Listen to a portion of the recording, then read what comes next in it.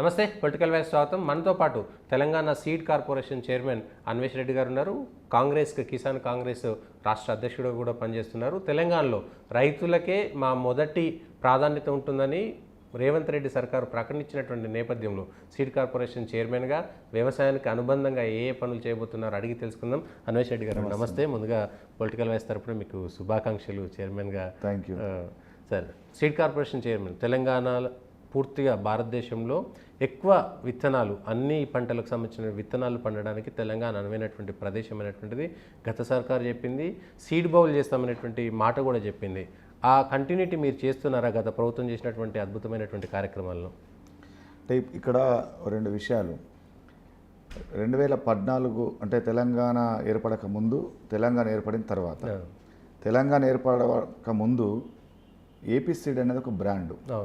నీకు ఏ గ్రామాలకు పోయినా ఎక్కడికి పోయినా ఏపీ సీడ్నే రైతులు వాడేది. అట్లా అనేక రకాల విత్తనాలు అన్నీ కూడా రైతులకు అందుబాటులో తీసుకొచ్చేసి మంచి మంచి నాణ్యమైన విత్తనాలు ఆ రోజు ఇచ్చినటువంటి పరిస్థితి ఉన్నది. అంటే కేవలం గవర్నమెంట్కి సంబంధించినటువంటి కార్పొరేషన్గా ఆ రోజు ఏపీ సీడ్ ద్వారానే రైతులకు అందేది.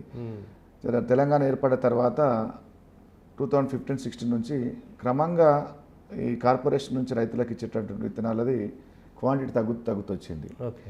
ఈ నేపథ్యంలో ప్రైవేట్ కంపెనీలన్నీ కూడా పుట్టబొడుగులు వచ్చేసి వాళ్ళ ఉత్పత్తిని పెంచుకొని వాళ్ళ మార్కెటింగ్ పెంచుకోవడం అనేది జరిగేది. అంటే గత ప్రభుత్వం చేయాల్సినటువంటి ఉత్పత్తి చేయకుండా, చేయాల్సినంత మార్కెట్ చేయకుండా కేవలం ప్రైవేటు కంపెనీ వాళ్ళ ప్రోత్సహించడం కోసం చేసినట్టుగా ఈ గత పరిపాలన చూస్తే అర్థమవుతుంది. ఎందుకంటే మీ జిల్లాలో అంకాపూర్లోనే అప్పటి ముఖ్యమంత్రి కేసీఆర్ గారు అంకాపూర్తో సహా మిగిలిన తెలంగాణ సీడ్ బౌల్గా చేసినామనేటువంటి ఒక మాట చెప్పారు కదండి. అంటే సీడ్ బౌల్గా చేస్తా అని చెప్పిన మాట వాస్తవం, కానీ చేసినానే తప్పు. ఎక్కడ చేసిండ్రు? సీడ్ బౌల్గా అంటే ఇప్పుడు ప్రైవేట్ వాళ్ళు సీడ్గా ఏర్పాటు చేసుకొని విత్తనాలు తయారు చేసుకొని రైతులకు అందిస్తే అది ప్రభుత్వం చేసినట్టు ఎట్లయితుంది? అది ఒక సీడ్ కార్పొరేషన్ లేదా ప్రభుత్వమే ఒక సీడ్ బౌల్గా ఏర్పడేయడం అంటే ప్రభుత్వం విత్తనోత్పత్తులు చేసి రైతులకు నాణ్యమైన విత్తనాలు అందిస్తే అది సీడ్ బౌల్గా ప్రభుత్వం ఏర్పడేసినట్లు లెక్క. కానీ అక్కడ అంకాపూర్ అయినా ఇంకో దగ్గర అయినా ప్రైవేట్ కంపెనీ వాళ్ళే విత్తనోత్పత్తి చేసి వాళ్ళే మార్కెట్ చేసుకొని వాళ్ళు అమ్ముతున్నారు. అది ప్రభుత్వం చేసినట్టు ఎట్లయితుంది? అది ప్రైవేట్ వ్యక్తులు చేసినట్లే. కేసీఆర్ చెప్పిండు కానీ చేయలేకపోయిండు. ఓకే. ఇప్పుడు మీరేమైనా మీ ప్రభుత్వం ద్వారా కానీ మీ కార్పొరేషన్ ద్వారా కానీ ఏమైనా లక్ష్యాలు పెట్టుకున్నారా? ఈ సంవత్సరం కానీ వచ్చే ఈ 4-5 ఏళ్లలో ప్రైవేట్ కంటే ఎక్కువగా ప్రభుత్వం దగ్గరనే విత్తనాలు రైతులకు అందేలా చేసేటువంటి ప్రయత్నం చేస్తున్నామని ఏమన్నా? ఖచ్చితంగా. ఇప్పుడు నాకు కార్పొరేషన్, నాకైనా ఎవరికైనా కార్పొరేషన్ చైర్మన్గా బాధ్యతలు ఇచ్చిండ్రు అని అంటే ఆ కార్పొరేషన్ నిలబెడతారని, ఆ కార్పొరేషన్ సక్రమంగా నడిపిస్తారని, వాళ్ళకి ఇచ్చినటువంటి బాధ్యత నిర్వర్తిస్తారనే ఒక ఆలోచనతో గౌరవ ముఖ్యమంత్రి గారు అప్పచెప్పినటువంటి బాధ్యత ఇది.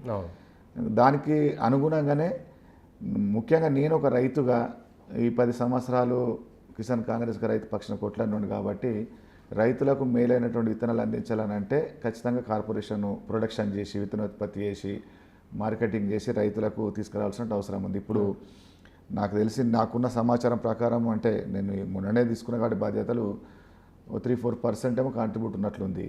ఓకే. దాన్ని మనం ఖచ్చితంగా పెంచాల్సినటువంటి బాధ్యత ఉన్నది. ఆ పెంచే క్రమంలో విత్తనోత్పత్తి, ప్రొడక్షన్, రైతులతో అగ్రిమెంట్ చేసుకోవడము, దాన్ని మార్కెటింగ్ చేయడం, ప్రాసెసింగ్ చేయడం అనేది ఖచ్చితంగా చేయాలా. దాన్ని కనీసం 50% కానీ తీసుకురాగలిగితే 100% తేవాల్సిందే. తేకపోతే నీకు రైతులకు నాణ్యమైన విత్తనాలు అందులో ఒకటైతే మన కార్పొరేషన్ కూడా ఒక పని ఉండాలి కదా. నీకు పని లేకుండా ఎంత ప్రొడక్షన్ చేసి ఎంత మార్కెట్ చేయగలిగితే అంత పని ఉంటుంది. ఇప్పుడు మామూలు చిన్నగా విత్తన కంపెనీ వాళ్ళు పెట్టుకొని చేస్తున్నారు, వాళ్ళు చేస్తున్నప్పుడు మనం ఎందుకు చేయలేము? కానీ ఒత్తిడి ఉంటుంది కదా రాజకీయ నాయకుల మీద. అంటే ఏ విత్తనాల కంపెనీలు, ప్రైవేట్ కంపెనీలు ఉన్నాయో వాళ్ళ అవసరాల కోసము క్రమంగా దీన్ని భ్రష్టు పట్టించేటువంటి పని వాళ్ళు చేస్తారు కదా. అంటే ప్రతి దాంట్లో ఉంటాయి, ఖచ్చితంగా ఉంటాయి. కాకపోతే ఇప్పుడు మనం అనుకున్న లక్ష్యం నెరవేర్చాలనుకున్నప్పుడు ఒత్తిళ్ళు తట్టుకోనో, లేకుంటే ఇప్పుడు మనమేదో కావేరి లాగానో నూజివీడు లాగానైతే అంత స్థాయిలో, ప్రపంచ స్థాయిలో మనం విత్తనాలు మార్కెటింగ్ చేస్తాము, మిగిలిన రాష్ట్రాలకు చేస్తాము అనేది ఆ పరిస్థితి కాదు నేను చెప్పేది. కానీ కనీసం తెలంగాణలో ఒకప్పుడు ఉన్నటువంటి విశ్వాసం ఎట్లుండేనో ఏపీ సీడ్ అనేది, ఇవాళ టీఎస్ సీడ్ అంటే కూడా ఆ విశ్వాసం కలిగించి ఆ స్థాయిలో చేయగలిగితే కార్పొరేషన్ రన్ అవుతుంది. రైతులకు కూడా ఒక మేలైనటువంటి విత్తనాలు ఇవ్వడానికి ఒక అవకాశం ఉంటుంది. ప్రైవేటు ఇచ్చేటువంటి విత్తనాలకు సంబంధించినటువంటి మొన్న ఆదిలాబాద్లో జరిగినటువంటి గొడవ కూడా అదే 600 రూపాయలకు అమ్మాల్సినటువంటి ఒక పత్తి విత్తనాల ప్యాకెట్ 800, 2000 రూపాయల వరకు కూడా వెళ్ళింది. అట్లాంటి వాటిపైన ఉన్న దృష్టి పెడుతున్నారా మీ కార్పొరేషన్? అంటే ఆ రోజు జరిగిన సంఘటన అక్కడ జరిగింది వేరు, ప్రచారం జరిగింది వేరు. నేను వెళ్ళిన అక్కడికి అది జరిగినప్పుడు. ఇప్పుడు 1,20,00,000 మన 65 లక్షల ఎకరాల పత్తి సాగుకు 1,20 లక్షల ప్యాకెట్లు కావాలంటే ఒక అంచనా ఉంటుంది. ఓకే.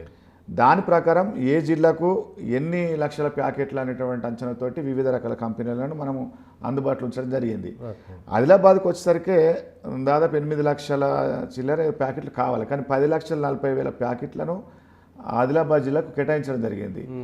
అక్కడ ఏమైంది, ఆ రైతులంతా కూడా ఒక రాసి 659 వెరైటీ దానికే అలవాటు పడంతో ఆ విత్తనం కోసం ఎగబడినటువంటి పరిస్థితి. అది కూడా ఏమైంది, రాసి వాళ్ళు ఒక డీలర్కి 20,000 ప్యాకెట్లు ఇచ్చి ఇంకొక డీలర్కు 100-200 ప్యాకెట్లు ఇచ్చేసరికి ఈ జనమంతా కూడా 20,000 ప్యాకెట్లు ఉన్న దగ్గరికి పోయే పరిస్థితి ఉంటుంది. కాబట్టి క్రౌడ్ కనబడుతుంది. ఆ క్రౌడ్ కనబడే దాంట్లో అంటే నూక్కోవడం చేసుకోవడం అవుతుంది, లొల్లైనటువంటి పరిస్థితి తప్పితే విత్తనాలు లేక ఆడ ఇబ్బంది కాలేదు. నీకు పక్కన ఉన్నటువంటి మహారాష్ట్ర ఉంది, ఆ మహారాష్ట్ర వాళ్ళు కూడా ఇక్కడికి వచ్చి తీసుకుపోయే పరిస్థితి ఉంటుంది, బార్డర్ వస్తుంది. కాబట్టి ఇక్కడ అక్కడ రిలేషన్స్ ఉంటారు, అంతా ఉంటారు, అది కొంత జరుగుతుంది.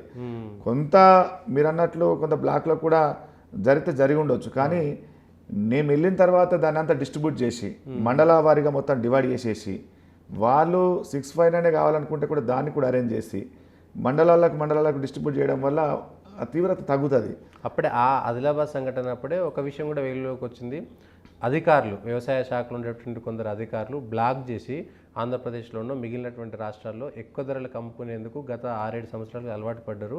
దానివల్ల కూడా ఈ కృత్రిమ కొరత ఏర్పడుతుంది అనేటువంటిది మీ దృష్టికి వచ్చిందా? వస్తే ఏంటి? ఇట్లాంటిది ఉంటుంది కాబట్టి ముందుగానే గౌరవ వ్యవసాయ శాఖ మంత్రి గారు వాళ్ళని పిలిచి మాట్లాడి దీని మీద సీరియస్గా చెప్పడంతో అది కంట్రోల్ అయింది. గతంలో ఏం జరిగిందో జరగవచ్చు, కానీ మొన్న జరిగిన దాంట్లో వ్యవసాయ అధికారులు, కలెక్టర్ అందరూ కూడా నిర్వీర్యంగా మనం పనిచేసినటువంటి పరిస్థితి ఉంది. అయినప్పటికీ కూడా కొందరు డీలర్లు బ్లాక్ చేయాలనేటువంటి పరిస్థితి ఉంటే వాళ్ళను పీడీ యాక్ట్ పెట్టి కేసు పెట్టించినటువంటి సందర్భం కూడా ఉంది.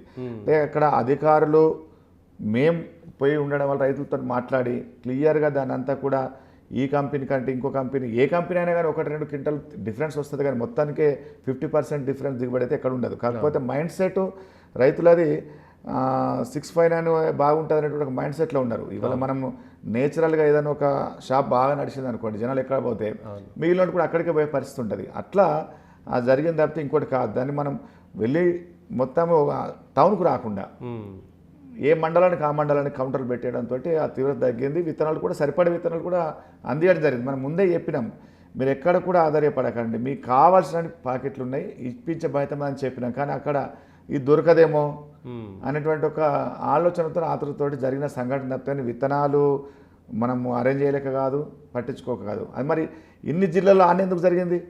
ఓకే, ఎక్కడ కూడా ప్రాబ్లం రాలేదు కదా. అదే ఒక జిల్లాలో వచ్చింది అని అంటే రైతులు ఒక వెరైటీకి అలవాటు పడడము, పక్కన ఉన్నటువంటి మహారాష్ట్ర కొంత ఒకటే డీలర్కి ఎక్కువ క్వాంటిటీ ఇవ్వడంతో ఇదంతా సమస్య ఉత్పన్నమైన తప్పితే ఇంకోటి కాదు.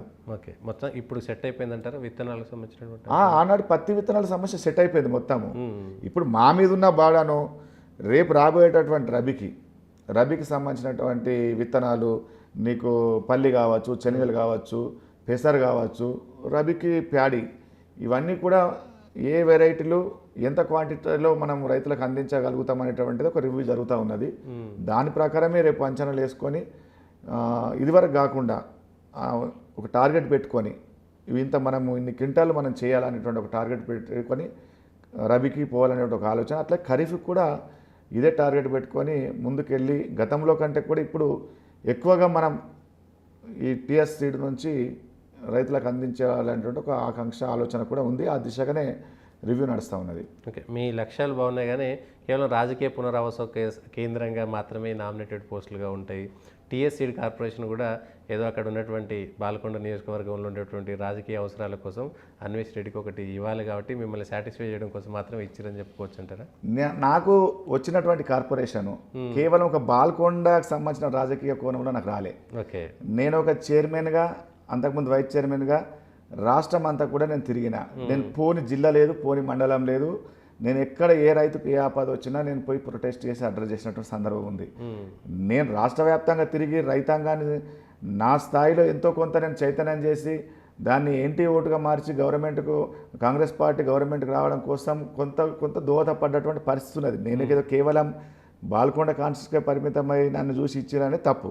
ఒక రాష్ట్ర స్థాయిలో పనిచేసినోని, నేను ఒక ఉద్యమ నేపథ్యం నుంచి వచ్చినోని, అదే స్థాయిలో ఉద్యమంగా నేను పనిచేసిన కాబట్టి అట్లా ఇచ్చారు కానీ ఒక బాల్కొండ కాదు. సరే ఎవరి మీద ఎన్ని ఒత్తిళ్ళు ఉన్నా ఏమున్నా నాకైతే ఒక ఆలోచన ఉంది, నేను పనిచేస్తానే నమ్మకం ఉంది. ఇవాళ కిసాన్ కాంగ్రెస్ ఉంది, పెద్దలు కోదండ రెడ్డి గారు అధ్యక్షుడిగా ఉన్నాడు. కానీ ఇవాళ గ్రామ స్థాయికి తీసుకుపోగలిగిన కదా నేను. గ్రామాలలో కూడా ప్రెస్ మీట్లు పెట్టి కిసాన్ కాంగ్రెస్ వాళ్ళు ప్రెస్ మీట్ పెట్టే స్థాయికి కూడా తీసుకురాగలిగినాం కదా. అది ఎట్లా చేయగలిగినాం? మనం తిరిగినాము, ఒక అంకిత భావంతో పనిచేయగలిగినాం కాబట్టి మనకి ఏ తప్ప చెప్పిన బాధ్యత నెరవేర్చాలనే తపన నా దగ్గర ఉంది కాబట్టి చేయగలిగిన. కాబట్టి ఇది కూడా నేను అట్లనే చేస్తానటువంటి ఒక నమ్మకం ఉంది. చూద్దాం ఆచరణలో, మీరు చూస్తారు కదా ఎట్లా చేస్తామనేది. మీ ముగ్గురు నలుగురు నాయకులు బాల్కొండలో ఎవరైతే ఆస్పిరెంట్స్ కంటెస్ట్ చేసిన వాళ్ళందరూ కలిసి పనిచేయడానికి సిద్ధంగా ఉన్నారా? కలిసి పనిచేస్తున్నారా? నేను అదే అంటున్నా, మీరు కాన్స్టిట్యూన్సీకి చూస్తున్నారు. ఓకే, ఇవాళ నేను ఈ కార్పొరేషన్ రాష్ట్ర స్థాయి, నేను కాన్స్టిట్యూన్సీ జోలికి పోతలేదు, కాన్స్టిట్యూన్సీ సంబంధం లేదు. ఒక జిల్లా వాస్తవుడిగా కాన్స్టిట్యూన్సీ వాస్తవుడు పోతే నచ్చిన కార్యక్రమాలు జరిగితే చేసుకుంటూ వస్తా. కానీ ఇక్కడ ఉన్నటువంటి ఈ బాధ్యత రాష్ట్రానికి సంబంధించినటువంటి బాధ్యత కదా.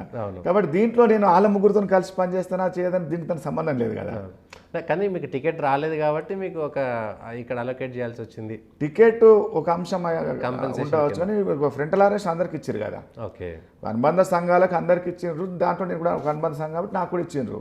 సరే టికెట్ రాకపోవడం మన వేరే విషయం. ఆయన ఇప్పుడు కలిసే పని చేసినాం కదా. ఇప్పుడు ఎవరికి టికెట్ ఇచ్చినా ఆడ పని చేసినాము, ఏ కార్యక్రమం కలిసే పని చేస్తున్నాము. సరే భిన్నమైన అభిప్రాయాలు ఉంటాయి దానికి రాజకీయంలో.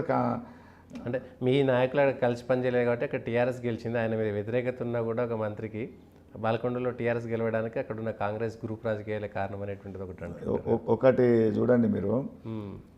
సునీల్ గెలుస్తాడు, సునీల్ దగ్గర డబ్బులు ఉన్నాయి, సునీల్ గెలుస్తాడు అనేటువంటి ఒక ప్రజలలో ఒక ఆలోచన వచ్చింది కాబట్టి కాంగ్రెస్ పార్టీ గుర్తించింది, టికెట్ ఇచ్చింది, ఫైట్ చేసిండు, అందరం పని చేసినాము. సరే పార్టీ అవసరం రీత్యా కొందరు వేరే దగ్గర పంపొచ్చు, వేరే దగ్గర పని చేసిండ్రు, అంతే తప్పితే కానీ ఎక్కడ పని చేయకుండా అయితే ఉండలేరు కదా. ఇప్పుడు అక్కడ పని చేయలేరు అనేది మీరు అనుకునేటటువంటి వ్యక్తులు వేరే బాధ్యతలు అప్పయ్యారు కాబట్టి వేరే దగ్గర చేసిండ్రు. అక్కడ ఓడిపోవడానికి ప్రధానమైనటువంటి కారణం డబ్బు. ఓకే, ఇన్నేళ్ల చరిత్రలో ఏదైనా ఒక ఓటుకు 300-500 వంచినటువంటి పరిస్థితి చూసినాం. అది కూడా 15%-20% ఓటర్స్కి వంచిన పరిస్థితి చూసినాం. కానీ 100% ఓటర్లకు 2,000 రూపాయలు 3,000 రూపాయలు వంచిన తర్వాత ఎంతో కొంత ప్రభావం చూపుతుంది కదా. కాబట్టి అక్కడ పని చేయలేరు, కలిసి పని చేయలేరు అనేది వాస్తవం కాదు. కేవలం డబ్బు ప్రభావంతో అక్కడ టీఆర్ఎస్ గెలవడం జరిగింది తప్పితే ఈ ఉన్నటువంటి వాళ్ళు పని చేయలేదు అనేది తప్పు. వాళ్ళు పార్టీ ఎక్కడైతే బాధ్యత అప్ప చెప్పారో అక్కడ పని చేసారు, దాంట్లో వాళ్ళ తప్పు ఏముంటుంది. ఓకే, అంటే ప్రశాంత్ రెడ్డి గెలవడానికి డబ్బు కారణం తప్ప మీ ఐక్యత కాదు. డబ్బే అంతే. 2,000-3,000 వంచిర్రు అంటే మీకు కూడా నిజామాబాద్ తోటి అనుబంధం ఉంది. నిజామాబాద్ జిల్లాలో ఏ రోజైనా కానీ ఏ ఎలక్షన్లో 2,000 రూపాయలు వంచిరా?